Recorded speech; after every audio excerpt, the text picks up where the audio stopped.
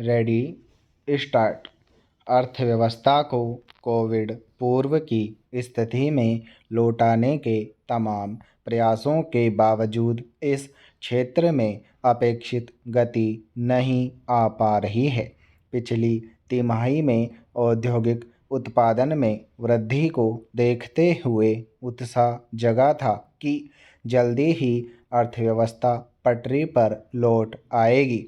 सरकार ने भी अनुमान लगाया था कि इस वित्त वर्ष में आर्थिक विकास दर 9% के आसपास रह सकती है, मगर इस अनुमान तक पहुंचना अभी संभव नहीं लग रहा। राष्ट्रीय सांख्यिकी कार्यालय की ताज़ा रिपोर्ट में औद्योगिक क्षेत्र की गति धीमी ही दर्ज हुई है। खनन के क्षेत्र में जरूर कुछ उत्साहजनक नतीजे देखने को मिले हैं, मगर बाकी क्षेत्रों में सुस्ती जारी है। इन सब के बीच महंगाई पर अंकुश लगाना कठिन बना हुआ है। खुदरा महंगाई 5.5% से अधिक हो गई है, जबकि कोविड के दौरान यह 5% से नीचे थी। तब वस्तुओं की पहुंच सुगम नहीं रह गई थी।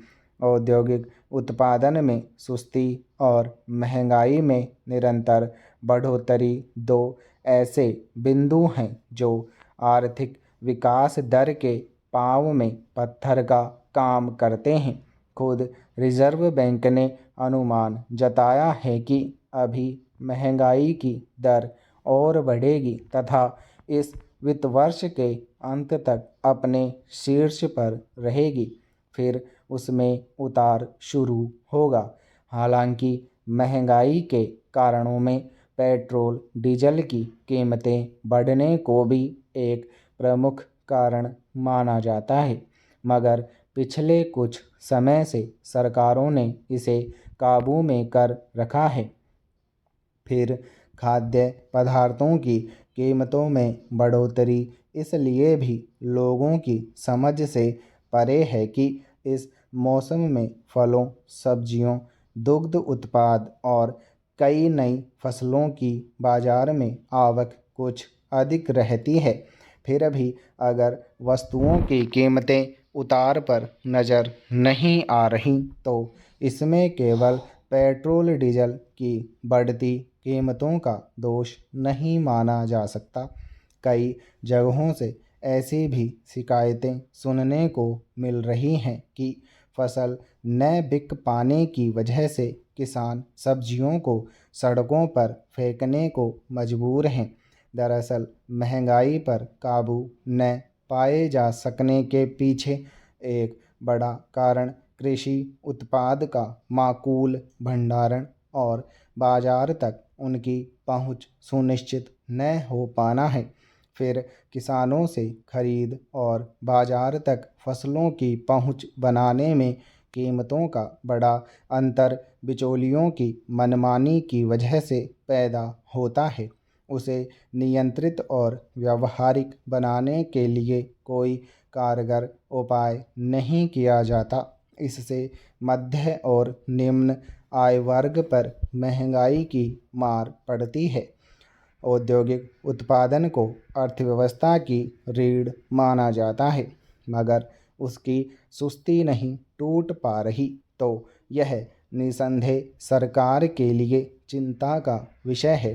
कोविड के दौरान कल कारखाने बंद रखने पड़े थे, इसलिए उस वक्त औद्योगिक उत्पादन में गिरावट समझी जा सकती है, मगर जब से बाजार खुल गए हैं और कारोबारी गतिविधियां सुचारू हो चली हैं, औद्योगिक उत्पादन में तेजी की उम्मीद की जा रही थी, यह अभी रफ्तार नहीं पकड़ रही तो इसके कुछ कारण स्पष्ट हैं।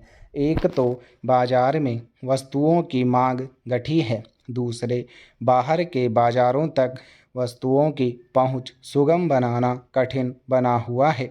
बाजार में मांग तभी बढ़ेगी जब लोगों की क्रय शक्ति बढ़ेगी। क्रय शक्ति बढ़ाने के लिए रोजगार के नए अवसर पैदा करने जरूरी हैं।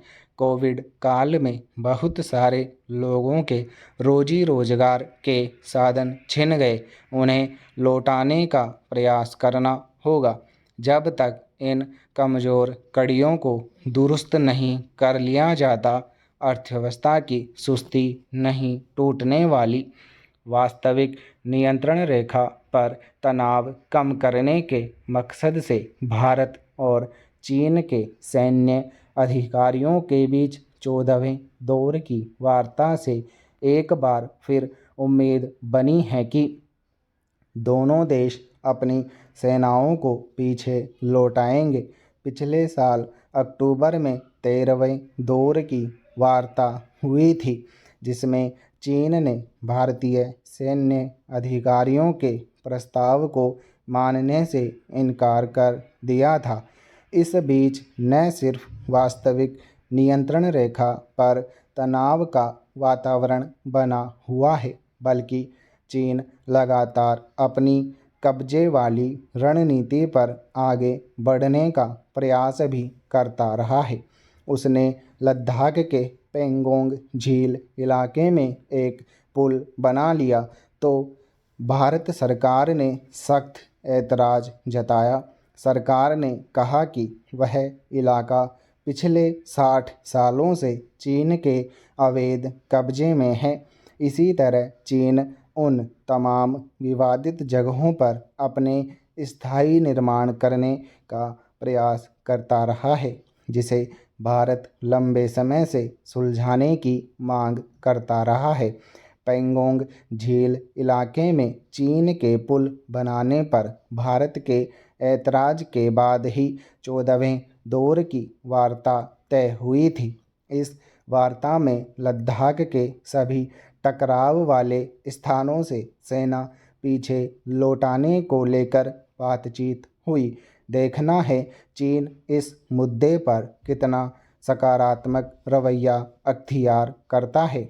दरअसल चीन अपनी विस्तारवादी नीतियों के तहत भारत के हिस्से वाले उन तमाम इलाकों पर कब्जा करने की कोशिश करता रहा है जिन्हें लेकर विवाद हैं। बरसों से चीन उन्हें अपना बताता और भारत उन पर अपना दावा जताता रहा है। इसी के चलते दोनों देशों की सेनाओं के बीच अक्सर टकराव की स्थिति पैदा हो जाती है।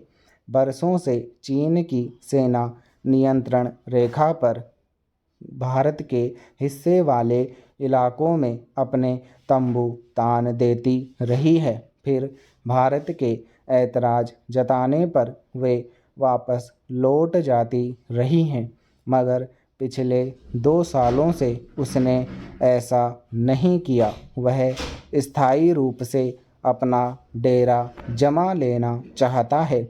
उपग्रह से ली गई तस्वीरों से यह भी जानकारी मिली कि उसने भारत की सीमा से सटे विवादित इलाके में 100 घरों का एक गांव भी बसा लिया है।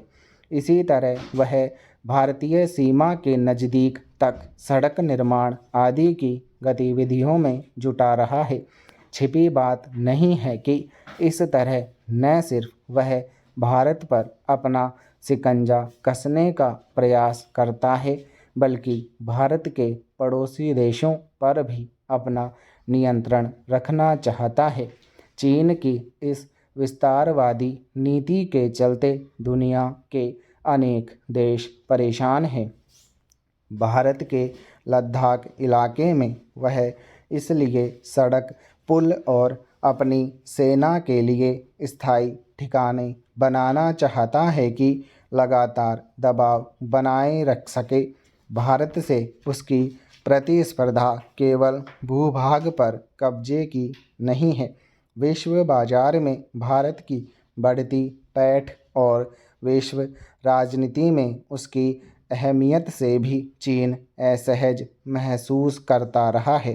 खासकर अमेरिका के साथ भारत की नज़दीकी और कई बार अपने दम पर किए गए उसके साहसिक फैसले चीन को चुभते रहे हैं। स्टॉप।